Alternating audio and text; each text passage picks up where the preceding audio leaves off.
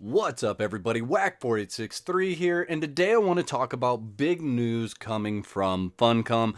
On the screen, you will see a post that was on the forums today, and I'm going to cover just the highlights for you in this video. I will link this post in the description of this video, as well as a couple of other forum posts where the conversation has started. I want you guys to start the conversation in the comment section below, and if you're feeling like it, go over to the forums and make your voice heard. But with mounts coming in December, they are also introducing a leveling system for thralls and pets. And in this post, it talks about calling thralls and pets followers. So I'm going to use the same term in this video. So when I say followers, we are referring to pets and thralls altogether. Now, they state that the stats for followers are based on what you might expect in Conan Exiles. They use the same stats as a player. Strength and accuracy improve melee and ranged damage. Vitality determines the health of a follower. Agility grants a bonus to armor. And survival will reduce the effects of negative debuffs on the follower. They are keeping endurance and grit out of it, so there will be no stamina involved with thralls. Now, here's my question, and I'm posing this to you guys. What do you expect the vitality to do as it levels up? Do you think that they are going to look at vitality across the board of all the thralls and maybe bring them down to a certain point, and then as you level up you get something, let's say, that is as good as the volcano from the river? Or are we still going to see different vitality points from different areas of the map like we do now? I'm not sure about this one, guys. I'm not sure how this is all going to play in. I do think they planned this from the beginning, hence the reason why, if you look at your pets and thralls now, they actually say level 0. So, I don't think they're coming out at this from a standpoint of, hey, I've got a really good idea today and let's implement it. I think they're looking at it as a standpoint of, hey, we had this really good idea when we started developing the game, and now's a good time to start implementing it. They go on to talk about how different factions or tiers are going to have different base stats or a different base level. And they give an example of a Defari follower may have more survival, and a Volataris of Skelos may have more vitality. Higher end humanoids like tier 3 or named will have higher stats.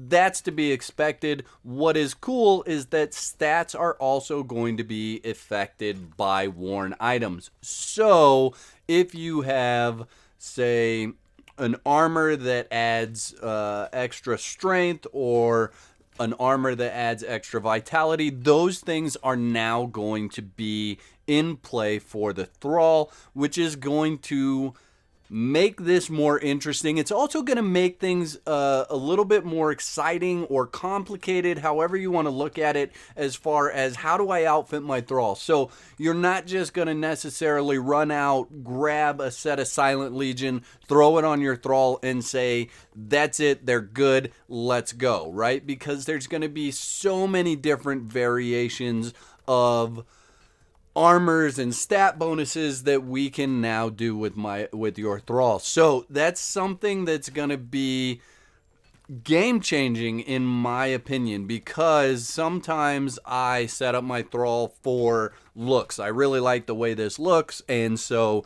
that's what they get.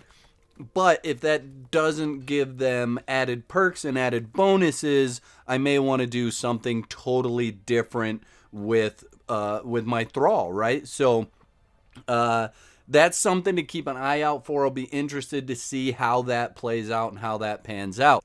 Now, towards the bottom here where it talks about leveling, it says that the followers have a base level and they have different learning curves. Some level slower and some level faster than normal, and you'll need to figure out which races do that by yourself. However, it should be said that the slower followers level up the more powerful. So the slower they level up, the more powerful they'll be.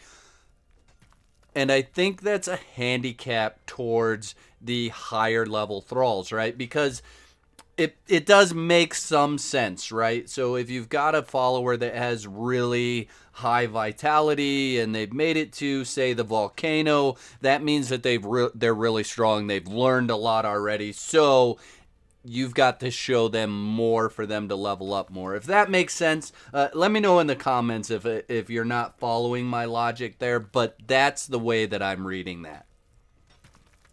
So it looks like we'll have a leveling system that goes from 1 to 20, and this leveling system is going to be different from our own personal leveling system. This is going to be pretty much 100% fighting. So they don't learn from crafting, they don't learn from exploration, any other activities. It's going to be battle, and it doesn't look like we will have any control over what attributes actually grow. As you can see on the screen, it's giving us a percentage of a chance. So if you take this thrall or this follower out, the percentage of chance that they're going to level up in this area is displayed on the screen. So you'll be able to kind of figure out what you want to take and where you want to take it, or whether you even want to keep that thrall or that follower as something to level up. It does say a little bit later on that you have to have it following you in order for it to level up. If you have a kill pit with a bunch of archers and they're not following you, they are not gaining any experience from that. It does, however, mention that there are going to be rare outliers that prove to be extra useful, so keep your eye out for an extra rare super ostrich and get your own battle chicken. Alright guys, so we're going to start getting into the nitty gritty of it. First of all, they're giving us an option to break bond, which basically means releasing the thrall either back into the wild or breaking the bond and destroying the thrall. I don't know whether it's just going to kill them on the spot or if it's just going to let them walk away from you. No idea, but you're going to have the ability to rid yourself of thralls that you don't want. No more placing them on palisades or setting them in lava in the volcano in order to get rid of them.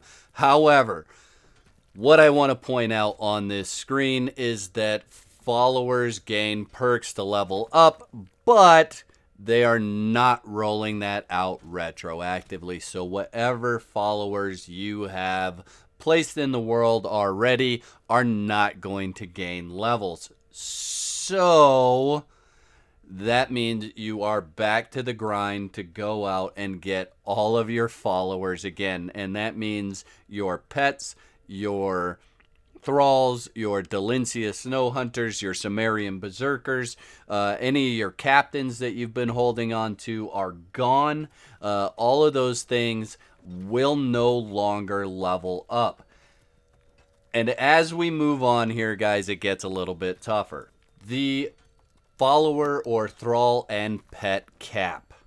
Now, this is a big discussion right now on the forums, and I do suggest that you go to the forums and you get involved with the discussion, okay, guys? Because it's your voice that needs to be heard. And if you can't go to the forums, go ahead and get in the comments below, let your voice be heard.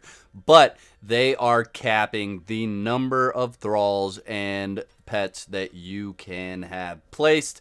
And the maximum is 55 for a single player. And you can get up to 100 with a full clan. Those are the estimates or the expectations. Now, they do state that those numbers are not hard numbers. They're putting this out here for you guys to say it's not enough or it's too many or whatever, however you side with these numbers. And honestly, I think there should be a cap, okay? And some of you guys may disagree with me. That's perfectly fine. But hear me out. The reason why I think there should be a cap, and there should have been a cap the entire time, comes down to playability of the game. It comes down to lag. It comes down to my enjoyable experience while playing the game, the memory that I've got, and the ability for me to run through the world and not get lag from what somebody else has done in the game, and your enjoyability of being able to run by whatever I've built and whatever I've placed, and your enjoyability of the game. So I am a proponent, or I am a supporter of having a limit. I also think there should be a limit on how many building materials you can place in the world. I think especially on official and everything like that, clans should be limited to how many thralls, how many placeables, how many foundations or building pieces or whatever, because I think that would make the game better playable. What those numbers are, I have no idea. I don't want to have any responsibility for that, but I think that's something that should be in the game. Let me know what you think in the comments below. To wrap it up here, guys, the thing that I want to cover from the end of this is that if you have more than 100 followers already, that means you've got, say, 50 pets and 51 thralls, for example, to make the math easy. If you have over 100 pets and thralls combined, 100 followers, they're going to start deleting those periodically. So what you're going to want to do is go out and look at what pets you have, what thralls you have, what you have placed already. And you're going to have to make tough decisions on what do you kill off, what do you get rid of, what doesn't matter to you, and what does matter to you, because what matters to you is probably going to matter to you more, especially once they start killing them off. Now, also keep in mind that all those followers are not going to have the leveling system. So you may want to have some in a box. I don't know how they're going to treat thralls that are in a box, and I'd love to hear Funcom come out and say, you know, the thralls that haven't been placed, yeah, those are going to end up having the leveling system. Thralls that haven't been placed, or that have been placed, obviously aren't going to have it. So is the difference when you place them, or is the difference when you've captured them? I'd love to hear that information. But the big thing here, guys, is that if you have more than 100 or whatever they decide that limit is, you're going to end up losing anything over the cap. All right, guys, so I know a lot of this has been hard to hear, but I wanted to get it out there. I wanted to get it in your face so you knew what was going on, in case you're not someone that's on the forums or on Twitter or following Funcom anywhere. This is big news. This is really, really going to change Conan Exiles going forward. I don't know when it's coming. I have no idea, and honestly, guys, everything that's in this video is my personal opinion of how it's going to play out. So I hope you guys will get involved. Let me know what your opinion is. I hope that you'll go over and let them know what your opinion is on the forums as well. Get involved in the conversation, because I think that's important. Those links are in the description, and I'll see you next time. Peace.